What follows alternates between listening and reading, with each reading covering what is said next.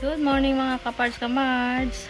Ito po ang inyong kamards. Samahan niyo po ako sa panonood ng The Truth Revealed kung paano po nagsimula ang coronavirus at naglaganap sa buong mundo.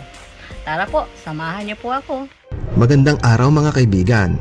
Sa bidyong ito ay ating tatalakayin ang isang conspiracy theory tungkol sa kung saan at paano nagsimula ang paglaganap ng coronavirus. Maliban sa mga naipapalabas sa telebisyon at mga naibabalita, ay aking napag-alaman na sa pamamagitan ng aking pagsisiyasat na mayroong alternative story ang pagkakaroon ng coronavirus. Pinasok ko ang isang website kung saan ito ay unang naipost at ang katotohanan ay may nakakaalam na talaga na isang tao sa kung paano ito nangyari at nagawa bago pa ito kumalat. Ilalagay ko ang link ng website sa aking description sa ibaba kung saan ko nakuha ang kwentong ito. Kaya sisimulan ko na ang kwento tungkol dito. Ayon sa post na ito sa website ay sinasabi ng sumulat na siya ay isang miyembro at senior officer ng military intelligence ng China at siya ay malapit sa mga matataas na pinuno ng organisasyon. Mayroon siyang access sa mga sensitive at highly classified na mga impormasyon tungkol sa nangyayari sa paligid. Nalingid sa kalaman ng mga tao ay isa itong top secret, kung kaya walang sinuman ang dapat makaalam kundi ang mga nasa organisasyon lamang. Mayroon din siyang access sa mga kagamitan na tanging ang mga naatasan lamang at may katungkulan ang pwedeng gumamit. Nakasaad sa kanyang sulat na gusto umano ng komite ng China Communist Party na ipapasailalim ang Hong Kong sa kanilang kontrol. Subalit, kinundina ng mga mamamayan doon ang panukala. Kaya sila ay nag-alsa at nagrally noong nakaraang taon. Malaki itong sagabal para sa adhikain ng kanilang bansa. Kaya dahil dito, sila ay nag-isip na gumawa ng special weapon sa pamamagitan ng spray na kanilang ikakalat sa hangin para malanghap ng mga taong nagrarally sa Hong Kong. Ito ay isang klase ng biological weapon para sa malawakang target. Ang kanilang plano na ganito ay hindi lingid sa kaalaman ng Amerika. Aniya, ang China at Amerika ay hindi talaga magkalaban, taliwas sa iniisip ng mga mamamayan. Dahil ang totoo ay may komunikasyon ang mga bansang ito para kontrolin ang pag-usbong ng iba pang bansa na may kinalaman sa pagkakaroon ng superpower. Ang balak nila ay gumawa ng armas na kayang baguhin ang emosyon ng mga tao at kung pwede ay pabagalin nito ang kanilang kakayahang mag-isip. Sa madaling salita, gawing bobo ang mga tao sa Hong Kong para nang sa ganun ay madali nila itong makontrol. Ayon pa sa kanya, ay una na lang tinipon ang mga bilanggo na tinawag nilang Islamic radicals at iniligay sila sa isang training camp sa Xinjiang province kung saan ay walang gaanong tao na makakapunta dito.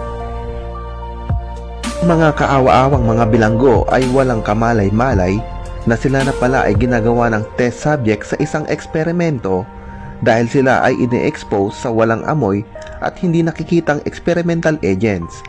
Ang mga alpha chemical agents na ito ay kayang baguhin ang normal na katawan ng tao o mga hayop. Una ay binibigyan nila ng alpha chemical agents ang mga test subjects. Pagkatapos sila ay dadalhin sa isang special military facility na matatagpuan sa Wuhan, China.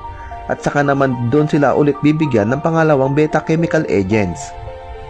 Bukod pa sa mga taong nanggaling sa mga bilangguan, pinipili rin nila yung mga taong sa tingin nila ay hindi na mapapakinabangan ng kanilang gobyerno o kaya naman ay yung mga taong tumutuligsa sa kanilang mga adhikain, kaya naman sila ay mga pangunahing ginagawang mga test subject.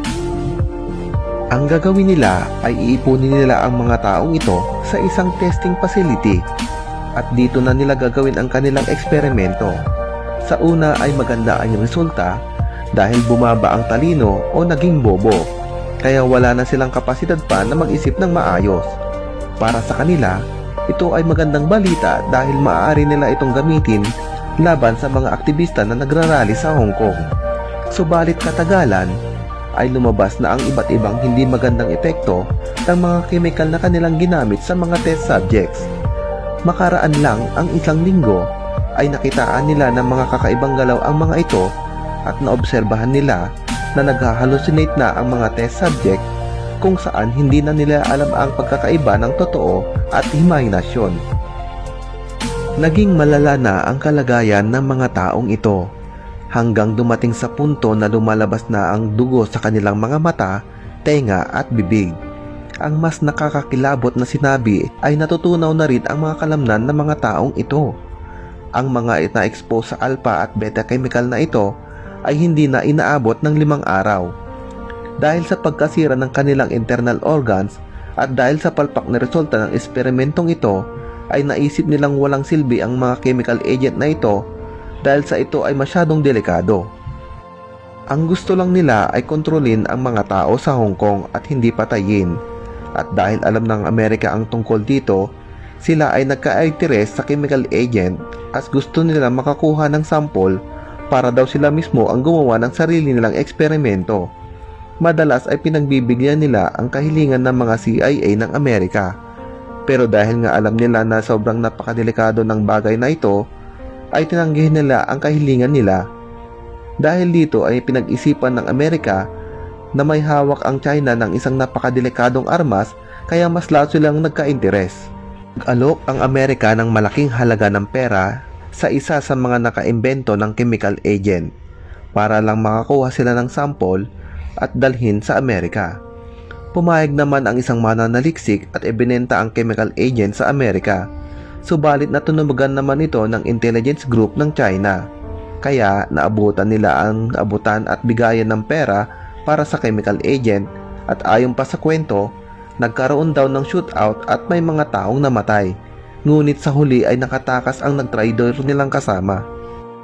Ang masama pa nito ay nabasag ang pinaglalagyan ng chemical agent at tumapon sa lupa o sahig. Dagdag pa niya ay naganap ang shootout sa Wuhan, China sa Wild Animal Market kung saan dito ay unang lumabas na balita na dito nagsumula ang coronavirus na sinasabi ng tagapagsalaysay na hindi naman talaga ito nangyari kundi ito ay isang cover-up lamang at sa puntong ito sinabi rin niya na maaring iniisip natin na hindi ito totoo o fake news lamang ang nangyari o baka rin naman may mga nag-iisip na kung totoo ang kwento ay bakit niya ipopost sa internet. Ang tagapagsalaysay ay hindi daw panatik sa bansa sa kanluran at mas mahal niya ang kanyang lupang sinilangan at loyal siya sa Communist Party ng China. Dahil sa milyon-milyon ng kanyang mga kaibigan ang tulungan ng kanilang bansa, sinabi rin niya na tao lang siya at higit sa lahat ay mayroon din siyang asawa at anak. Noong panahon na lamang nila na kumalat na ang chemical sa hangin ay agad silang nag-order ng total lockdown sa Wuhan. Ang tagapagsalaysay ay naatasan sa pagpigil sa epekto ng chemical agent pero dahil hindi na nila kayang pigilan ang pagkalat nito ay gumawa sila ng peking report na may bagong sakit na coronavirus. Inutusan nila ang kanilang mga tauhan na magpunta sa mga ospital sa Wuhan at sinabihan nila ang mga doktor na kahit sinong mga tao na nilalagnat ay i-diagnose nilang sila ay may coronavirus. Pero sa panahon ding iyon ay uso na ang pagkakaroon ng ordinaryong sipon at lagnat kaya naman lumabas sa publiko na ang coronavirus ay hindi gaano nakamamatay. Ang populasyon ng Wuhan ay mahigit kumulang sa 11 milyong katao. Kung kaya dahil sa order na lockdown ay hindi na nakaalis ang mga tao dito. Ipinalabas daw nila sa media na 5 milyong tao na ang nakaalis ng Wuhan bago pa man ang lockdown. Subalit ang katotohanan ay hindi. Ngunit pagkatapos lang ng 1 linggo nang makawala ang chemical agent sa exotic food market ay marami na agad ang namatay sa mga taong nakatira doon. Hindi na daw nila alam ang gagawin sa mga nagkalat na bangkay kaya inutusan nila ang mga nalalambing bilanggo na ibaon sa hukay ang mga bangkay sa isang liblib na lugar.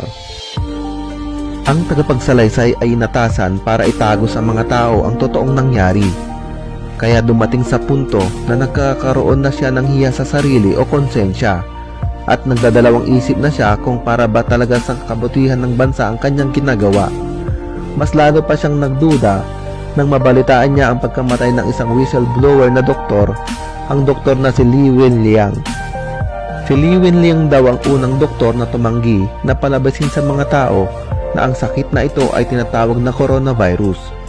Bilang parusa sa kanya ay pinapunta siya sa mga taong sumama sa pagtatapon ng mga bangkay. Ini-expect na pala nila na si Liwen Liang ay tatamaan din ng epekto ng chemical agent, subalit laking gulat nila nang makaligtas ito. Isang sarhento ang naatasan para magpunta kay Liwen Liang at siya ay tinurukan ng kombinasyon ng heroin at mercury na siyang naging dahilan ng pagbagsak ng kanyang baga at agad naman niya itong ikinamatay. At pagkatapos, pinalabas nila na ito ay dahil sa coronavirus. Naisip ng tagapagsalaysay na ayos lang naman na gumamit ang kanilang bansa ng kamay na bakal para sa ikabubuti ng lahat, subalit ang patay ng doktor na si Liwen Liang ay mali. Kilala niya kasi na si Liwen Liang ay mabait at mahabagin sa kanyang kapwa. Sinabi niya na ang mga bagay na ito sa kanyang asawa, ngunit sumagot ang kanyang asawa na mas mabuting manahimik na lamang sila at isa pa ay binibigyan naman sila ng access sa mga mahalagang bagay katulad na lamang ng medical supplies at iniisip rin niya ang kapakanan ng kanilang nag-iisang anak. Hindi naglaon ay parang apoy na mabilis na kumalat ang epidemya kapalit ang pagkamatay ng milyong-milyong tao. Ang sabi sa media ay 2% lang ang chance ng tao ng tao na mamamatay na naepektuhan ng chemical agent. Subalit ang totoo ay 100% na pagkamatay daw ang dulot nito. Wala rin daw sapat na proteksyon ang makakabigil dito kahit face mask o sanitizer na mabibili sa butika. Dagdag pa niya na ang ospital na mabilis ang ipinagawa ng China sa loob lamang ng 8 araw ay hindi naman talaga ospital kundi ito ay isang prod lamang dahil ang totoong adhikain nito ay gawing top secret facility. Kahit walang available na protection supplies sa mga butika ay nasusupply naman sila ng special protective mask mula sa biomedical warfare kung saan ito ay ginawa sa pamamagitan ng advanced technology. Bukod tanging sila lang na mga napili ang may access sa mga gamit pang medical na ito. Ang sinasabing maskara na ito ay hindi rin totally safe dahil may expiration ang effectiveness nito kapag ito ay ginagamit. Minsan ay tinawag siya ng kanyang senior officer para siya ay pumunta sa isang ospital sa Wuxinshan. Pagkatapos niya doon ay para naman normal ang itsura nito sa labas. Subalit pagpasok niya sa loob ay nakita niya ang napakaraming kama na hinihigaan ng mga nasa unang stage ng naepektuhan ng chemical agent na ito. Sari-saring iyakan at palahaw ang naririnig niya sa mga taong nakakaramdam ng sakit, pero lahat ito ay simula pa lamang. Sumunod siya sa isang tao na tinawag niya sa pangalan na Corporal Meng. Nagtungo sila sa mas loob na bahagi ng pasilidad at doon niya nakita ang mas malalang sitwasyon kaysa unang nadaanan niya kanina. Ang seksyon na ito ng kanilang kinaroroonan ay ang middle section ng pasilidad na iyon. Dito sa lugar na ito ay madilim ang paligid at nagkalat ang mga taong nasa pinakamalalang yugtuna ng chemical agent, kung saan ay malayang naglalakad ang mga biktima dito pero wala na sila sa matinong pag-iisip. Maliban doon ay may mga taong nagbabantay sa kanila na nakaitim ng uniforme na mula sa secret unit ng military police na hindi niya kabisado. Kita rin niya na pinapahirapan pang lalo ng mga gwardiya ang mga biktima sa pamamagitan ng pagsipa o pagsampal sa mga ito. Kitang-kita sa ekspresyon ng mga gwardiya na nag-i-enjoy sila sa kanilang ginagawa o pananakit sa mga biktima. Pagkatapos nito ay nagpatuloy pa sila sa paglilibot sa lugar hanggang sila ay makarating sa sentro ng pasilidad na iyon. Laking gulat niya sa kanyang nasaksihan dahil tumambad sa kanya ang libong-libong katawan na nakatambak lamang doon. Bukod dito ay may nakita siya na daanan sa gitna ng mga bangkay na ito at nang ito ay kanilang binagtas ay umabot sila sa sentro ng pinakasentro ng lugar na iyon. Nakita niya na pilit pinagtatrabaho ng mga nakaitim na gwardiya ang mga may sakit. Binubuhat o hinihila ng mga ito ang mga nagkalat na bangkay papunta sa pinakagitnang bahagi kung saan ay nandoon ang isang malawak na apoy. Makita niya ito, siya ay nabigla, kaya naman agad siyang nagpunta sa toilet at doon ay nagsusuka siya dahil sa kanyang hindi kanais-nais na nakita. Paglabas naman niya sa pinto ay nakita niyang nakatayo si Corporal Meng at ang ekspresyon ng mukha nito ay walang emosyon. Nakita niya sa mga mata nito ang pang-aalipusta. Matapos ang lahat ng ito ay umuwi na siya at binasa niya ang kanyang mga mensahe tungkol sa mga update at hakbang ng kanilang. Basa niya rin na naglaan ang kanilang gobyerno ng malaking pondo para sa gagawin pang mga pasilidad sa iba't ibang dako ng kanilang bansa na katulad ng Chaohu Xinshan. Ang delikadong epekto ng chemical agent ay nagkalat na sa buong mundo. Mabuti na lamang daw at nagkasundo ang kanilang gobyerno at iba pang mga bansa kabilang na ang Amerika at magpapanggap silang ang dilubyong ito ay dahil sa tinatawag na coronavirus. Sa point na yon ay sinabi na nilang hindi na nila mapipigilan pa ang pagkalat ng epekto ng chemical na ito at marami pa siyang sinabi tulad na lang ng ang kanilang mga pinuno at lahat ng matataas na opisyal ay nagtago na sa isang sekreto at ligtas na lugar at ang tanging makikita na lamang ay ang kanilang mga dami o magkamukha at nagpapanggap sa mga tao bilang isang presidente. Bandang huli ay sinabi ng tagapagsalaysay na kaya niya ibinulgar ang lahat ng lihim na ito ay dahil tao lang siya at wala na rin daw silbi ang kanyang buhay dahil ang kanyang nag-iisang anak ay patay na dahil hindi ito nakaligtas sa epekto ng chemical agent. Totoo naman daw na may supply na binibigay sa kanila tulad ng protective mask, subalit ito ay nagamit na o expired na. At dito na nagtatapos ang sinulat ng tao sa likod ng kwentong ito.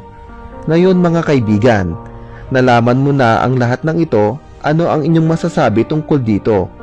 Maaaring maniniwala kayo at maaari din naman na hindi. Mag-comment lang kayo sa ilalim at i-share nyo ang inyong opinion tungkol dito. Ayan po mga kapards, kamards, napanood nyo na po ang The Truth Revealed at kung paano nagsimula yung coronavirus. Ngayon po, sana po keep praying po tayo sa ating bansa, sa ating bansang Pilipinas at sa buong mundo na sana po ay maging okay na po ang lahat. Mawala na po ang sakit na coronavirus dahil sa kabila po ng lahat, ang dami po namatay at hindi lang po sa Pilipinas. Keep praying po tayo para sa ating bansa at sa buong bansa. Salamat po. God bless us. God bless you all. At thanks for watching. Just please subscribe Kenneth Alpici and click the bell button. Share and comments. Thank you.